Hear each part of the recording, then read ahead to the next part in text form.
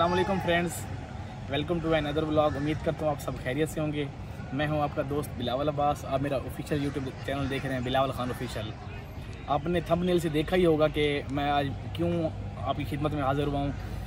थोड़ा सा ना बच्चों को इंट्रो देना था कि जो बच्चे नए आ रहे हैं या जिन्होंने अभी UMT में एडमिशन लेना है, तो उनके लिए थोड़ी सी इन्फॉर्मेशन देना चाहता हूँ। ये वीडियो इन्फॉर्मेटिव किस्म की वीडियो बन रही है, तो जिसमें मैं आपको ना यूनिवर्सिटी का एडमिशन के हवाले में बताऊँगा कि डेडलाइन आने वाली है और कि जो नए बच्चे आते हैं वो पेपर किस टाइप का देते हैं, पेपर में कितने MCQs होते हैं, पेपर कितने मार्क्स का होता है, कितने वाला पास होता है, और क्या MD कैट एसेंशियल है या E कैट देना बच्चों के लिए लाजमी है मेडिकल फील्ड के लिए। तो ये वीडियो काफ़ी इन्फॉर्मेटिव बनने वाली है, सो लिहाजा इस वीडियो को आखिर तक देखें। अभी मजा आएगा ना भिड़ो। फ्रेंड्स, आपको ना मज़ीद बताना चाहता हूँ कि ना कुछ बच्चों के क्वेश्चंस होते हैं कि पेपर किस टाइप का है। तो मैं आपको बताना चाहता हूँ कि जो यूनिवर्सिटी पेपर लेती है उसमें MCQs होते हैं।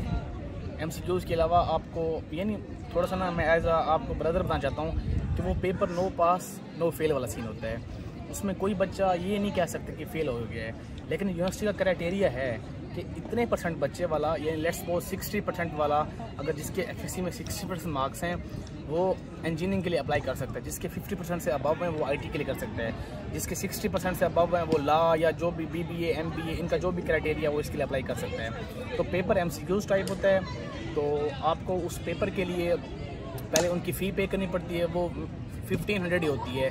जो आपको यूनिवर्सिटी फॉर्म देती है ना, जो जिस फॉर्म पे आप अपना डॉक्यूमेंट्स वगैरह फिल करते हैं उसी के ऊपर ही आपसे वो ऑन द स्पॉट कह सकते हैं या बैंक के ज़रिए आपसे वो 1500 ले लेते हैं। उसके बाद आपका पेपर होता है, MCQs होते हैं, नो पास नो फेल सीन होता है, यानी वो जस्ट एज अ फॉर्मेलिटी के तौर पे होता है पेपर।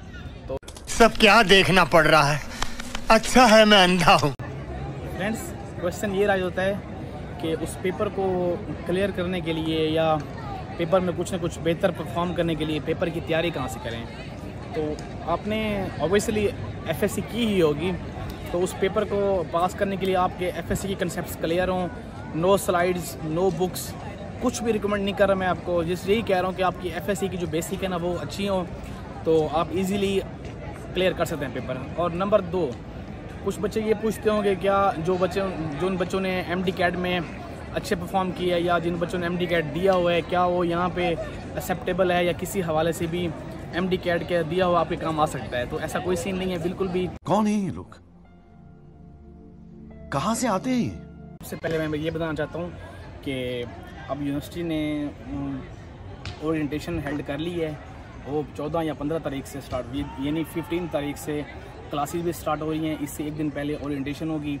ओरिएंटेशन में आपको ना यूनिवर्सिटी के बारे में बताएंगे कि आपकी क्लासेस किस जगह पे होती हैं, तो आपका एडवाइज़र कौन है और आपकी यूनिवर्सिटी की मेलिंग ID क्या है, उसका पासवर्ड क्या है।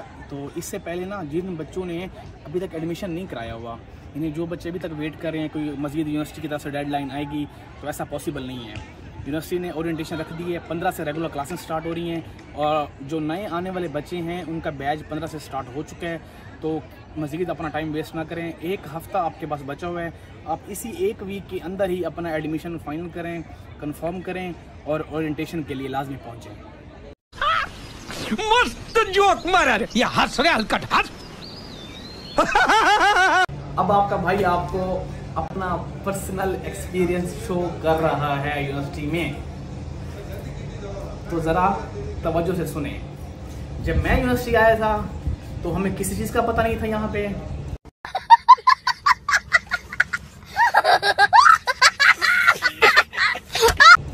हमने बड़े धक्के खाए थे, तो पहले 3-4 दिन तो मैं और क्लासेस में जाके बैठता रह गया। मुझे बेचारे को पता ही नहीं था कि मेरी क्लास कहाँ पे है।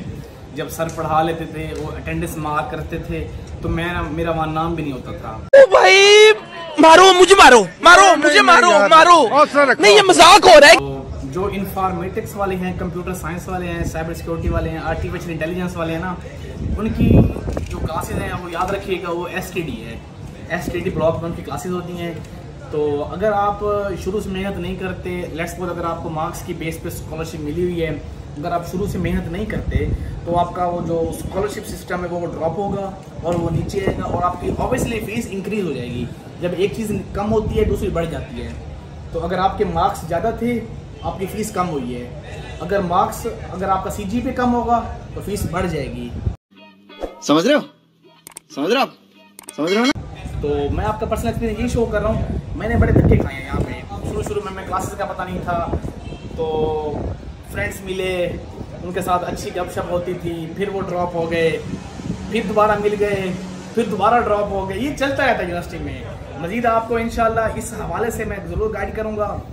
तो जो धक्के आपके भाई ने खाए हैं वो आपको मैं नहीं खाने दूँगा, मेरा आपसे वादा है। तो मैं आपको यूनिवर्सिटी के हवाले से सारी इन्फॉर्मेशन देता रहूँगा कि एक तो एडमिशन क्लोज होने वाले हैं नंबर 1, और दूसरा ओरिएंटेशन 15 से स्टार्ट होने वाली है नंबर 2, और नंबर 3 आपको स्कॉलरशिप मिल रही है। स्कॉलरशिप पे अप्लाई करें, स्पोर्ट्स कोटे पे अप्लाई करें, तो इसमें आपका बहुत फ़ायदा है। लेकिन इन चीज़ों से हमने फ़ायदा हासिल नहीं किया। एक तो हमारे पास कोई स्पोर्ट्स का सीन नहीं था, हमें बहुत धक्का लग चुका है, और मेरे दोस्त अभी तक हॉकी खेल रहे हैं, उनकी स्कॉलरशिप भी लगी हुई है।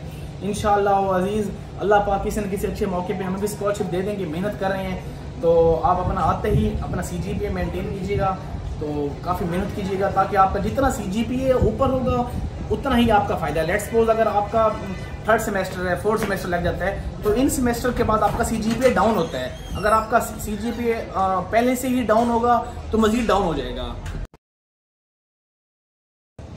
फ्रेंड्स, आपने इस ब्लॉग को उम्मीद है पूरा देखा होगा, और कुछ ना कुछ इम्पोर्टेंट जो इन्फॉर्मेशन है आपके लिए वो अच्छी साबित हुई होगी।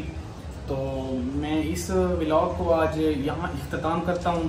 तो अगले वीडियो का इंतज़ार करें। मज़ीद वीडियो में इंशाल्लाह आपको यूनिवर्सिटी के हवाले से सारी आपको मालूमात मेरी वीडियोज़ में मिलती रहेंगी। अगर आपने प्राइवेट रैंक की यूनिवर्सिटी में किसी में भी आना है तो आप मुझसे कमेंट्स में पूछ सकते हैं, मैं आपको अच्छा गाइड करूँगा।